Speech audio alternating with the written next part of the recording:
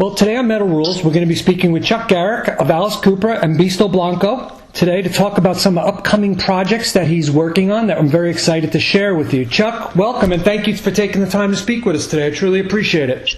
Right on, Robert. Thanks for having me. It's always great talking to you. Yes, it is. You know, you just came off the Monsters of Rock cruise, pulling double duty with Alice and Beastö. How was the shows, and how was the cruise? Oh, everything was stellar. I mean, the cruise was phenomenal. Amazing bands on there. Of course, it's a place that Beastö Blancö likes to call home. We've done several of these now throughout the years, and have an amazing fan base there. And you know, it's sort of our little misfit island. With the fan bases there, it's a little bit of our family as well. We just have such a great time with everybody on board. Cool. And you did the two shows. You did two shows with Beastö and one with Alice, right? Yeah. So we did the very first night with Beastö Blancö, which was really cool and special for us because, and for the cruisers, you know, it was a brand new show we put together for them. So new set lists and just, you know, costumes to everything. We really kind of just knocked it out for the cruisers. We just loved them so much. So we did the very first night of the cruise, and then Alice got on the boat, and so I pulled double duty. We did the theater with Alice Cooper, then I immediately ran over to the pool stage and did our headlining show there with Beastö Blancö, which was a packed house. It was a fantastic show. Every band was watching us there, along with Alice and Cheryl. We had really a lot of support from everybody. We had a blast. It was a great night for me pulling double duty like that. And I felt very fortunate. And then Alice did a pre-Super Bowl early afternoon show, and then the cruise was over. Wow. I guess, you know, it's been a long while since Beastö played a live show. Was it good to get out there after so long? Oh my God. We were all just like chomping at the bit for so long. You know, we were fortunate enough to have a few days of rehearsal together in Florida. I had, you know, all original members there. It was great time. Just all of us were just having a blast. You could see everybody, you know, trying to stay in character, but at the same time, just have that little sparkle in their eye. Everybody was having a blast. It was great to be able to get out and play again, and not only that, but play in front of fans that really appreciate what we do. Very cool. Yeah, I saw some videos. I guess the fan film videos, and it looked great. It sounded really good. So kudos to you guys. Thank you. You know, with Alice Cooper, I know that, you know, you couldn't fit this entire stage on that boat, but I got to tell you, I really loved that stripped down stage with the amps in the back. It was like raw and mean, you know? A lot of people are saying that. I mean, it's getting a lot of attention right now. I think that is something that is, like I said, it's just being talked about. A lot of people are loving it. We had a blast with it. There's something to be said about just stripping it down and just blasting out some rock and roll and yes, sort of treating it like a club gig, you know? That was exactly it. You know, I've told you this before.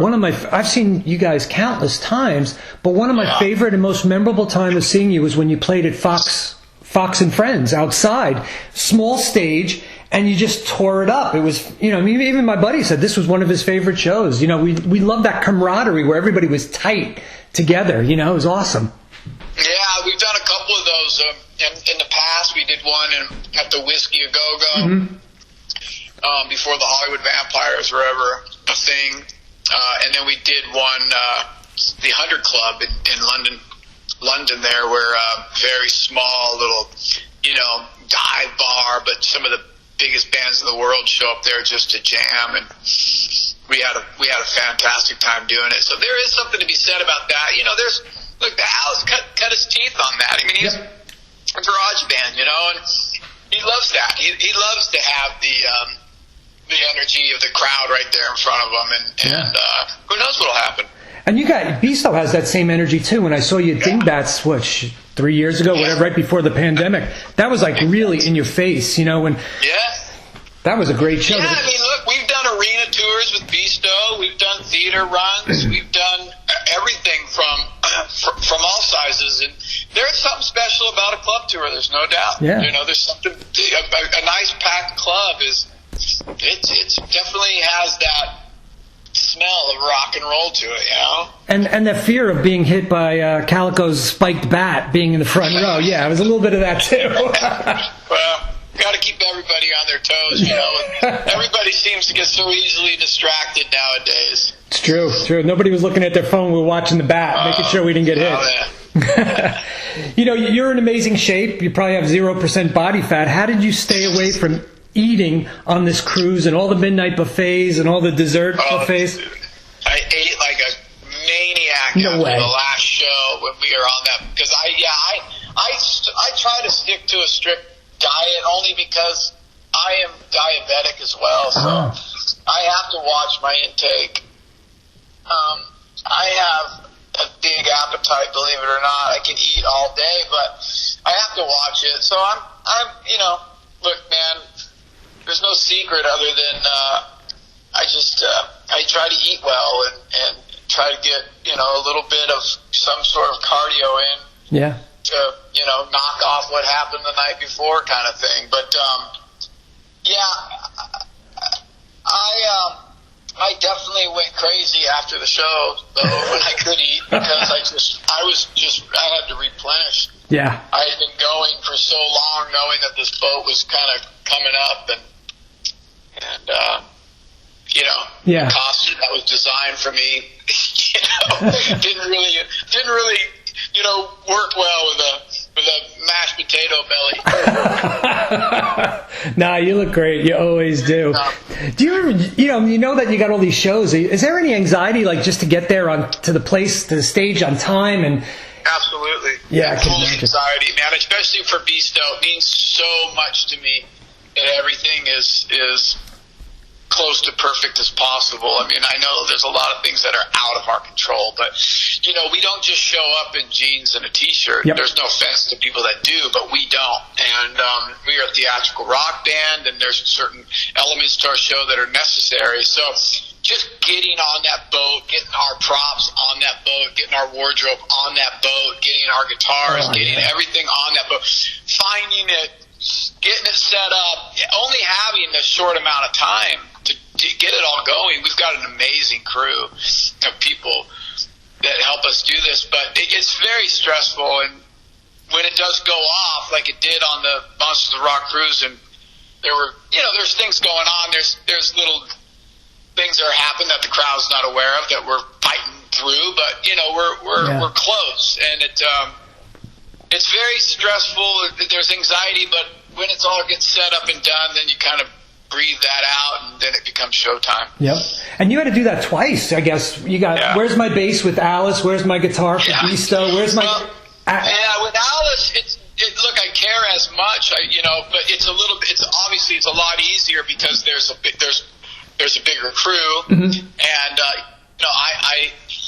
I don't have as much responsibilities as being the bass player with Beastö. I'm involved in every movement, right. And everything comes across my desk. So it is a little bit easier with Alice, but I still put the same amount of effort and heart into each thing. I agree. And I've seen it on the videos. And I was excited to see on Facebook that you have a new comic coming out, or graphic novel, Spacewave Conquest. The band's identity. The band's identity and theatrical attitude is perfect for this. How did it come about? Man, we feel the same way, and thank you. I have a really good friendship with Billy Bob Thornton, and he's got a band called the Boxmasters, which I've played bass with before. And he had come to me. There's a company that was making a comic book about the Boxmasters, and bottom line is that they asked him if there's anybody else they should know of, and they suggested that they take a look at Beastö Blancö. So they did. They did their research, and they hit us up, and expecting us to kind of just say yes and have them, come up with a concept and an idea. But little did they know what they were getting themselves into. That we had already, kind of had an outline for this Right. With our Freak Stream Blu-ray that's out now, we took from that script and just brought it out on paper, and so they were super excited to do that. They moved quickly. We worked with Garric over at Source Point Press, and Kit Wells, the English artist, did all the artwork for us over there in the UK. And then those were all people that Garric brought in from Source Point Press, and then Garric brought in the Comic Con Online. They're the distribution company of this, and what they've done is they've come up with 2 different covers for the ash can, which is available now. If you go to comiccononline.com, you can find that the ash can is available. For those of you who don't know what an ash can is, it's a preview it's a 7 or 8 page preview of the full comic book that'll be out in a couple of months. It's a collector's item. It's limited. There's only a certain amount of pressings. They don't do anymore. It comes with a COA, a certificate of authenticity. They are signed by us. It's really a special thing, especially for collectors. But I got to tell you, I got the ash can a few weeks ago, and it's fantastic. The artwork is unbelievable. The storyline is really amazing, and there's going to be a lot of stuff happening from this. There's already talks of animation series and things like that going on, so we're super excited about it. This is a territory that we've wanted to be in for a long time, and I do agree with you. I think that Beastö fits this mold perfectly. Now, I just read the paragraph, and by the way, I'll include the links so people could order it in the transcript. But do you associate yourself more with being a hero or a villain in these comics? Well, there's a little bit of both happening here. I mean, we stand up in our comics. We stand up for the people. We are. The storyline is basically, about a galaxy of people that are controlled by a government, if you will, that are dictating what they watch and listen to and read, and when we come in as sort of this, force to take down these people and provide entertainment and freedom to the people that that are like us, that we were at one point. So we're definitely the heroes to them, but at the same time, when you got to do things like what we need to do to get things done, there's got to be a villain mentality as well. So it's sort of like the sniper has got to take somebody out. At the end of the day, you know what you're doing, and you don't know the person's story, in their reality, but you got to get your job done, and that is sort of both sides of the coin we're playing with right now. Well, that sounds like fun. It sounds like a great storyline and great. It's amazing. It's really cool, and it'll keep you involved, and and it's not that long. So I know people got to get back on their phones and all that kind of stuff. So it's only like 8 pages. I saw the covers. I went to that site and I saw the covers. But I'm really excited to see the representation of yourselves, of the band. Did you have a lot of say in that? How you wanted the illustrations to work, and what type of representation you wanted to come across? Were you involved in that part? Yeah, we were involved in it, but very little when it comes to Garric over there at the Source Point Press. He sent us 4 or 5 different types of looks. Mm-hmm. And then as we were talking about the looks, he kind of narrowed down to what he thought would be the best, and also not only the best, but who he's also worked with in the past and feels like they get it, they'll get it, they understand the story, and they understand deadlines as well, which is important in our world. Right. So we all just went through, and everything he was sending us was, aside from maybe a couple, which was a little too realistic, we were on board with where they were steering us. They have a really good game plan, and they had a very, very vivid vision of what they wanted to do here, and it was right on the head with what we're about.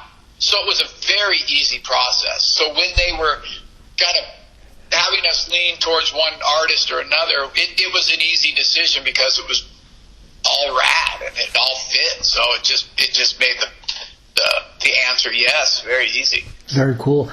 It kind of stems in nicely to my next question. Will we see a CD with a similar title and stories around the comic?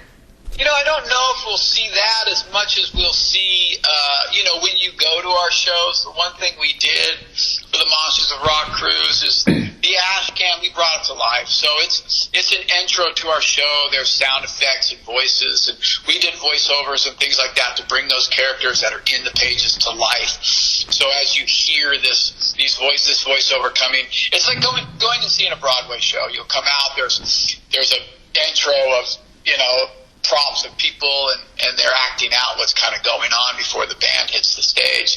So, you'll see more of it actually coming to life in front of your eyes when you see Beastö Blancö live, and also when we start, bringing this thing off the pages and onto the screen as well with animation. But I wouldn't necessarily count on there being sort of a concept album necessarily behind the Spacewave Conquest, but there'll definitely be a tip of the hat to it. What about another Beastö album just in general? Yeah, so we're working on that now. We've been writing quite a bit. We've got a bunch of tunes done, and we're just in the process now of getting all that in order and who's going to release it and when it's going to get done and things like that. There's a method to our Mayhem, and what's important to me is making sure all the hard work that we put into our music and videos and comic books and things like that are getting out to the public properly. So instead of just releasing something, we're really taking our time to make sure when we do it, we do it right. Now, the press release, or what I saw online, it says it's not coming out this summer. Do you have a better date in mind that everybody could look out for? Are you talking about the comic book? Yes, sorry, the comic. Yeah, I don't have a solid date on it, but I do know that they work fast. So I would think it's going to be coming out here in the next few months. Excellent. And a CD, when are you figuring when the CD will come? Yeah, hopefully the same time. Probably talking 6 months from now. Okay, and so you're going to time them out together, so to speak. I'm going to try. That'd be great. That's the goal, right, buddy? That's a great bundle. That's really nice. Yeah, I like that. Yeah. And word on the street from Alice is that you're doing an album. He's doing an album with, the live band. I told you many times my favorite album was Eyes of Alice Cooper, which was the band effort. How did this come about? No, Bob Ezra and Alice Cooper, they approached us and said they wanted to do a band record, so we just started filing in songs and ideas from each member, and Bob got some other outside members to write songs, and outside people, and we just sort of collectively got into the room like you do with anything, and started making it come to life. So we've tracked everything for the most part, and we're just kind of doing some final touches and things like that. But we're still a ways out from that thing being complete. But it's pretty cool. Yeah, I'm really excited about that. I told you that a couple of times. I said, I thought that was a great idea. So I'm so glad it happened. Finally. Me too, man. How many songs did you contribute that you think might be on there? Can you say? I think there's 2 that I've done that I know that I contributed on, but then there's also a little co-writing here and there from other guys' songs as well. Yeah, excellent. I can't wait for that too, man. But it's very different than what you're going to be ever expecting. It doesn't sound like Beastö songwriting at all, man. Okay, it's a lot different. Well, I know that. I know you're a talented guy, so I'm not worried. I know it's going to be good. And we had this long pandemic. Alice was probably one of the first bands out, out of the gate, so to speak. Yeah. Did you do anything special for yourself during the pandemic that you maybe never had time to indulge in that you took advantage of? Yeah, I did, man. I actually got to do some stuff that, was important to me. I had my mom at the time of the pandemic was very sick, not with COVID, but was battling dementia and was having a real rough time. And right when the pandemic started, she really started to decline quickly. So I was very, very lucky that I was able to have the time off, and I had spent, basically the whole year with her, and her health diminished quickly. So I was able to spend the last year or so with her before she passed away in December. But she, it was for me, it was a time that I would have never had if I was on tour. So I feel really lucky to be able to do that, and just be able to sit on the couch and watch some TV, or get up and make her breakfast and just help her with the day. And it was intense, and it was heavy on the heart. But we don't come here to stay, and I felt like I was able to help whatever she was thinking at the time, because you don't know, that's such a terrible disease that people have to go through, but you just kind of help them have some comforts. That's true. I'm very sorry to hear that. I'm sorry. It was awful to people, the seniors that were sick. I feel terrible for families and for people that couldn't, at some points we couldn't even, really see each other, because I had to put her into a nursing home, and then they're not allowing, you to really get together and be able to physically touch and hug and things like that. It was really hard. Oh, yeah. But yeah, that, and then obviously I did some remodeling on my house. A bit of a handyman, so I was able to remodel my bathrooms. And wow. That's it, man. Yeah. Very cool. Well, listen, I'm sorry to hear about your mom. Man, it's part of life, bro. Yeah, I'm not the only one who lost family members during COVID, I tell you that. Yeah, I lost my parents to cancer many years back, and it's never good. But it sounds nice that you had that time with her. That must have been very special. Yeah, man. So thank you. That's great.